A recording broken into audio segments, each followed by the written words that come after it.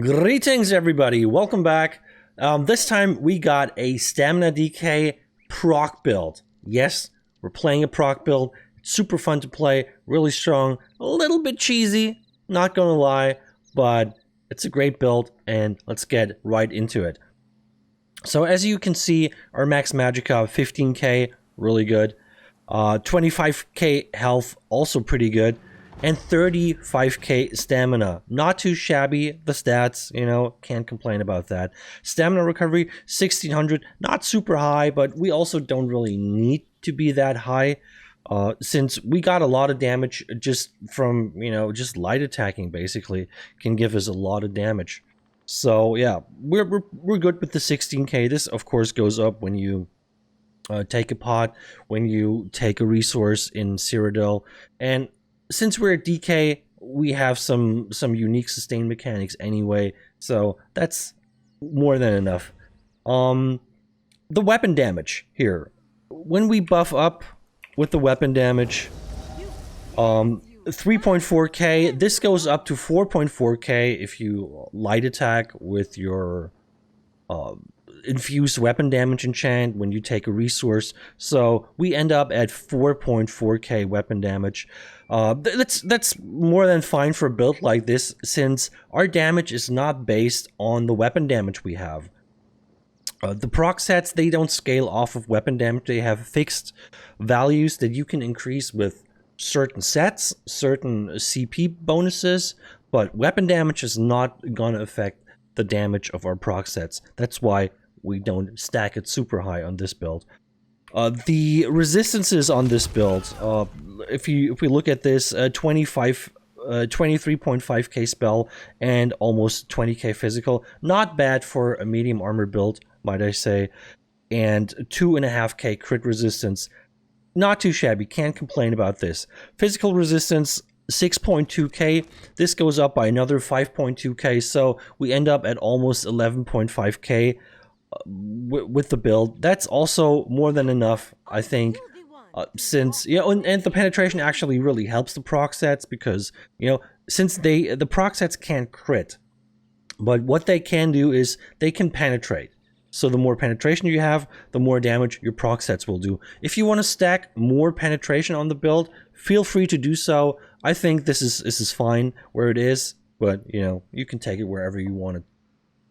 If we look at the active effects here, we are a vampire as always. I would recommend being a vampire, but it's not super important, at least for this patch. For the next patch, it's a little bit of a different story, since vampires are getting changed so much. So you might not want to be a vampire, at least not stage 4 next patch. We'll see. For now, I would say keep the vampire. It's not bad. The boon that we have is the warrior. I wanted to beef up the weapon damage a little more just to get a little bit better heals out of it, since we only really have one heal on the build, which heals for a lot because, you know, DKs have easy access to major mending. And, you know, here in Cyrodiil, near a keep, when you get all the bonuses, you can easily see 4.5k vigor ticks, so I think that's enough healing. And that's why we went with the warrior, just a little bit extra healing and extra damage. And of course, we're running the lava foot as our food. I think this is amazing because you get so much stamina and stamina recovery out of it. I love this food. So if you have enough health in Cyrodiil, like 25k is, for me at least, more than enough, you should really think about going for a food like this, the lava foot soup, or the ghastly eyeball for a magicka build, because they give you so much stats, it's unbelievable. So I love this food. If you want to run something else, feel free to do that. You could, you know, technically just run a dubious if you wanted to and get more health out of it. I don't think we need this on this build. So yeah, let's move on to the sets. So the sets we're running Viper. Viper is actually a really good proc set.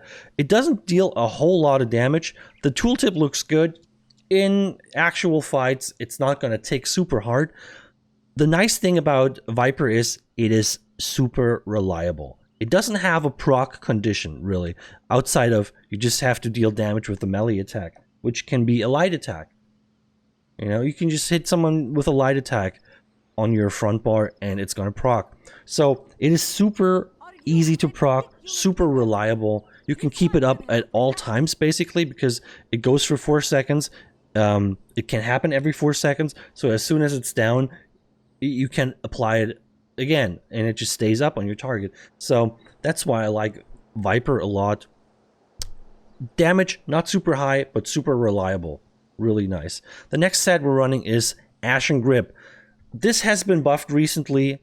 It used to be like a kind of like a meme set for the past couple of years because it wasn't really good. Now it's actually a really good set. If you look at the bonuses, you get the health, you get the weapon damage, you get the weapon critical. So that's a nice mix of like tankiness and damage. But the 5-piece, when you deal melee damage, you breathe fire to all enemies in front of you for 6.5k flame damage. So this basically looks like the fiery breath of a DK, which makes sense because we're on a DK. It hits decently hard, like it's like 2 to 2.5k in PvP when you hit a player. So that's a nice little proc. It helps you. It can, of course, since it's fire damage, it can proc the burning, which, you know, allows you on a DK to get some more magicka sustain. And also super easy to proc, super reliable. Works basically the same way as Viper. You just do some melee damage here, and it procs. So just me light attacking somebody can proc both sets easily. You don't have to do anything. So that's really, really nice. I like this a lot. The next set we're running is Valkynscoria because we have a couple of dots on this build that we can put on people. So Valkynscoria is just gonna proc all the time. The nice thing about Valkynscoria, I mean, first of all, it gives health, and you know, as you can see, Ashen Grip gives health. This gives health, and that's why I have 25k health without a food buff that actually gives me health. So I think that's really, really nice. If you have sets like this, you can go for a lava food buff if you want and get a lot of sustain and a lot of max stamina out of it. So I like the combination. That's why I like this. This is unfortunately going to lose the max health bonus next patch, but it doesn't matter. It's still awesome. And the nice thing about the proc is it deals a decent amount of damage and it cannot be dodged. You will never miss with a Valkynscoria proc. People cannot dodge this. So once again, super reliable. You know, you do a light attack, it puts these 2 procs on your target, and when the Valkynscoria procs, it's going to hit them no matter what they do. They can of course block it, but they will never not get hit by it. That's the thing. It will always do damage, and I like this a lot. And of course, there's like an AoE portion to this set as well. So if you hit someone that's standing in a group of people, you're going to hit everybody. So that's also pretty nice. The last set that we're using is the Black Rose Bow. Because, you know, we only really need the Ashen Grip on the front bar because it's melee damage. So it wouldn't proc on the back bar unless we basically like bash someone. So it makes sense to only run it on the front bar and then have the back bar for a special weapon. In this case, the Black Rose Bow, which makes sense because, you know, you basically use your scatter shot. I would recommend using the Magnum shot, the morph that actually knocks people back. Because, you know, stunning people from a distance is really nice, really helps you get people off or set up a combo. And of course, it puts like a poison effect on them. So that's just another dot that's taken on people. And yeah, it's just easy to apply. You just do your rotations. You see somebody with the bow. It puts the poison on. You go in for the melee damage. And yeah, it's just also pretty really reliable. It can hit pretty hard. Not super hard, of course, because, you know, proc sets, they can't crit. Keep that in mind. But yeah, 4 proc sets on this bad boy. Really, really like this. I would recommend the big pieces, as always, infused with Tri-Stat enchants.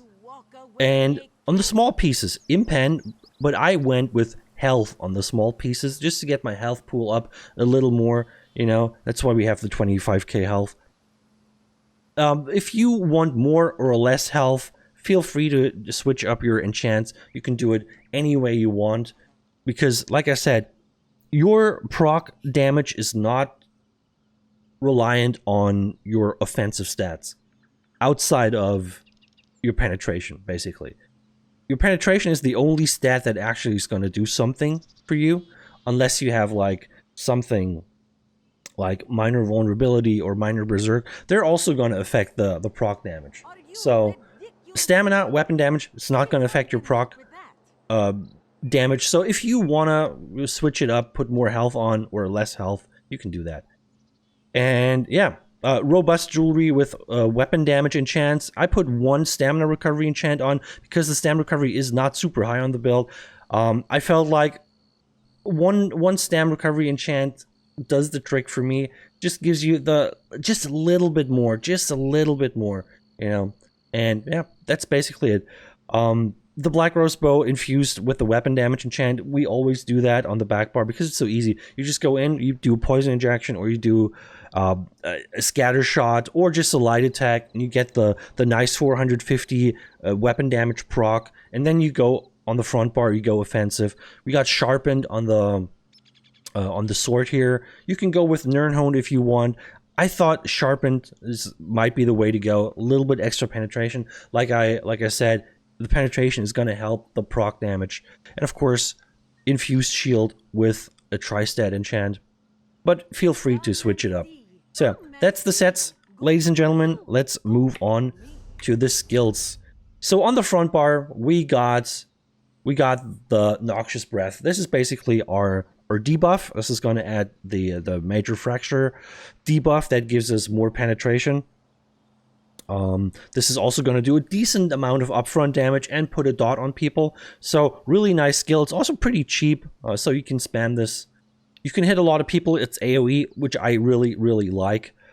The next one is Venomous Claw. Also really nice, little, pretty cheap dot that you can put on people. Does a little bit of upfront damage. Less than this one, you know. But the damage over time portion is a little higher, and it scales up the longer you let it tick. So, you know, you can use this as a spammable if you want, but optimally you would put this on and let it tick for as long as it's, you know, gonna last, because like I said, the damage is gonna ramp up every 2 seconds, and it's gonna do 20% more damage, and that does a lot of damage.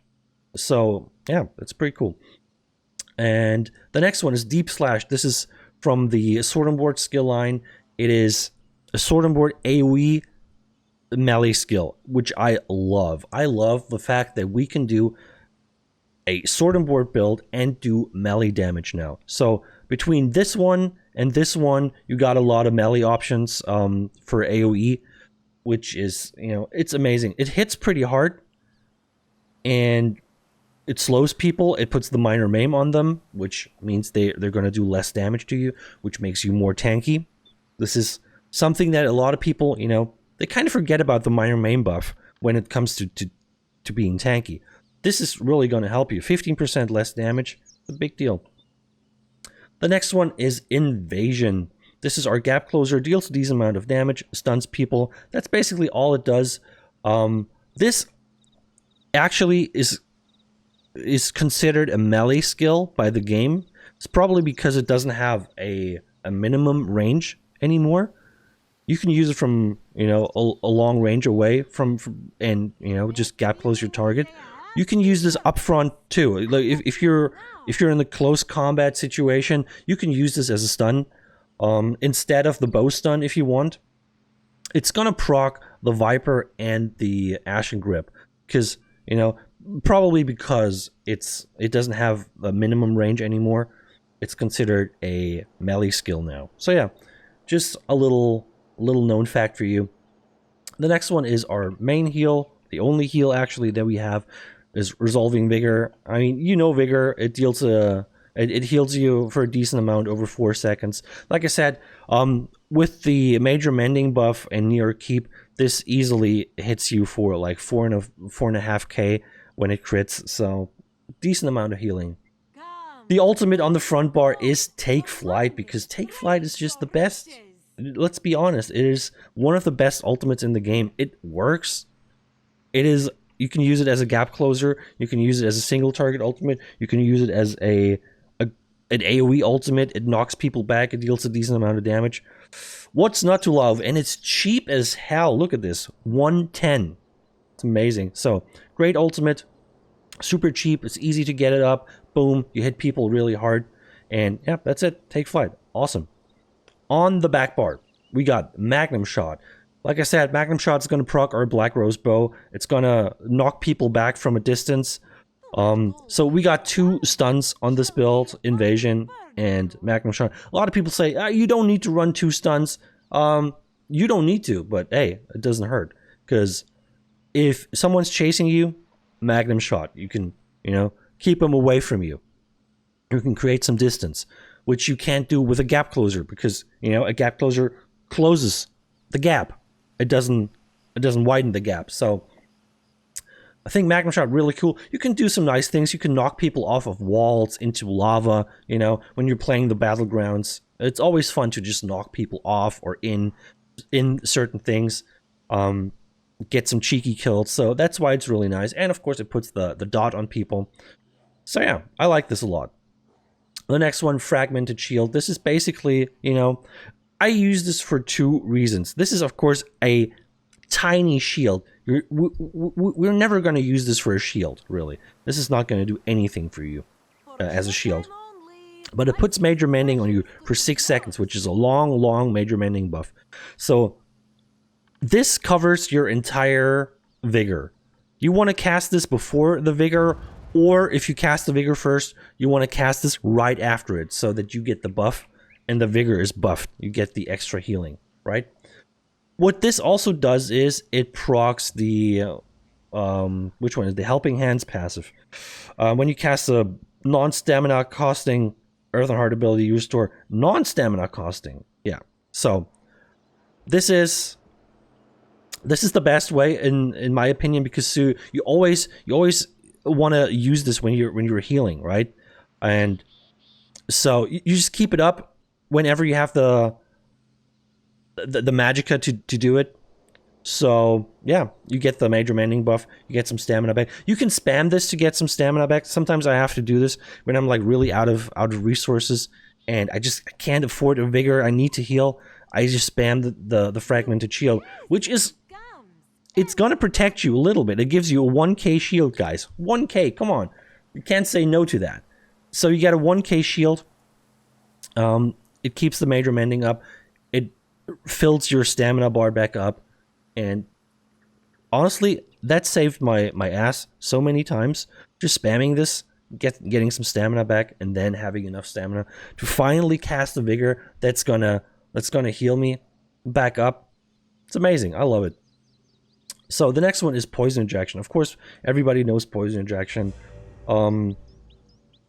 It deals some upfront damage. It adds a poison dot to people. It deals more damage when they get low health. It's pretty nice, pretty cheap. So, like, at a range, you want to do like Poison Injection into a Magnum Shot, put 2 dots on them, knock them back. It's pretty nice. And then you can, you know, go in for a leap or like a gap closer. So I would recommend putting these 2 on first before you go in, just to, you know, make sure your target has the 2 dots on them, and then you're ready to go. The next one, Volatile Armor, is of course the armor buff. It's also going to do some magic damage around you when you cast it, and when people attack you, they're going to take a little bit of damage as a, you know, kind of like a thorn. I think ZeniMax calls it like a thorn skill. You know, someone is touching you, they're taking damage. Not too terribly much, but what this skill actually does really well is, you know, it functions as another dot for 10 seconds, which is nice. We're just stacking some dot damage. It's good to pull Nightblades out of stealth. So if a Nightblade is stealthing around you, you can just pop that. It has a 10-meter radius, which is actually really big. So you can hit Nightblades around you in stealth, pull them out. That's why, you know, I love this so much. This not only is a buff, it's also a utility skill that functions really well. So great skill.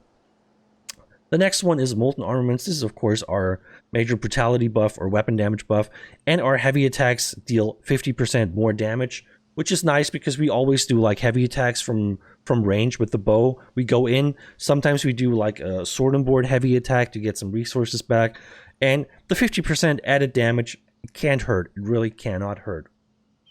And the last skill, our ultimate here, is Corrosive Armor.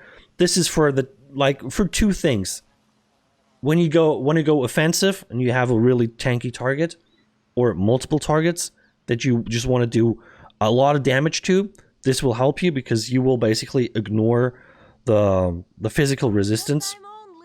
It's not going to work on your dots, but like direct damage. So everything that does direct damage, the upfront damage from Noxious Breath, the upfront damage from Venomous Claw, the Deep Slash, your Invasion, the upfront damage from Poison Injection, and of course the upfront damage from Magnum Shot. So everything that does the upfront damage that's not a damage over time is going to get buffed.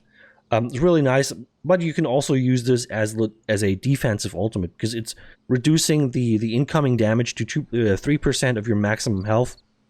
So if you expect a lot of damage coming in, if there's like a lot of people chasing you, this can save you. This can save you. Pop the Corrosive, pop the Vigor, pop the Shield, and be invincible for a couple seconds, okay? So this really helps you get away or get through a Zerg, you know? Maybe if you have a movable pot, pop this as well, and no one can harm you, basically. You can just run through them, no one can CC you. You're reducing a lot of damage. So this is really good for defense and offense. Great skill. Okay, that's the skills, guys. Let's move on to the champion points. So in the red tree, of course, as always, 51 Ironclad, 77 Resistant, 43 in Hardy and Elemental Defender, 56 in Quick Recovery. In the green tree, we got 37 in Warlord and 19 in Sprinter, 56 in Mooncalf, 22 Arcanist, 43 in Tenacity, 56 in Tumbling, and 37 in Shadow Ward. Because, you know, we already have the sword and board, so we got the reduced block. We're not blocking a whole lot on the build. That's why we only put 15% in here. That's more than enough. The rest should always go in dodge rolling and tumbling, because, you know, you might want to do the dodge roll block. Dodge roll is going to cost you more than block, so we need to reduce the cost more than we have to reduce the cost of blocking. Because, like I said, we already have the sword and board, which is going to reduce our block cost a lot. So yeah, only 15% in here. If you really want to go for more of a blocking kind of playstyle, you can switch this up, but I think this is the way to go. In the blue tree, we got 56 in Mastered Arms, 56 in Mighty, 51 Precise Strikes, 70 in Piercing, and 37 in Thaumaturge, because we have a lot of dots and we want to buff the dot damage a little bit. 15% extra. You can't be mad about that. And that's basically the CP, ladies and gentlemen. And that's the build. I hope you like it. I love this build. It feels great. It's easy to play. It deals a lot of damage. It's great for BGs. It's great for open world. And yeah, I hope you guys like it. I will post two PvP videos, so stay tuned for that. Please make sure you like, subscribe, and comment. Let me know your thoughts on this build. I'll be back with another build video soon. So take it easy, everybody. See you next time.